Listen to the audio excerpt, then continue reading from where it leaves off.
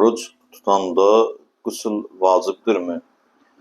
Bəli, oruç tutanda qüsl mütləq şəkildə vacibdir. Əgər bir insan durub Allahın ona vacib elədiyi ibadəti yerinə yetirirsə, necə ola bilər ki, yəni napak şəkildə həmin ibadəti insan yerinə yetirsin? Bəzi əqidələrdə var ki, güya boynunda qüsl oldu, orucu durub tutursan, sonra nə vaxt istəyirsən qüsl alırsan. Bu, yəni ibadət deyil də. Yəni əgər bir insan öz ibadətinə mənəvi paklıqla yaxınlaşmırsa, onun ibadəti sadəcə özünə əziyyət verməkdən başqa bir şey deyil və onun üçün heç bir nəticə də hasil olmaz. Yəni bir insan bilərəkdən, yəni boynunda qüsl saxlamamalıdır. Hətta qüsullu halda hədislərdə var ki, yemək belə məkruhdur.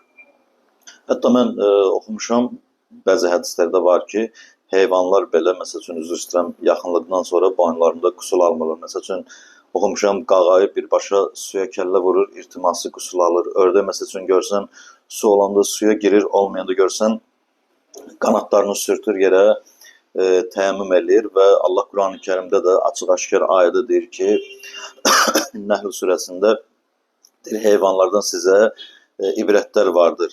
İndi ola bilər ki, kimsə gəlsin desin ki, bunlar nağıl danışırlar, amma bunlar hamısı irfani həqiqətlərdir. Bunu sadəcə, yəni mənəviyyatı zəngin olan insanlar dərk eləyərlər və dərk eləməyənlər də başqa cürə reaksiya verərlər.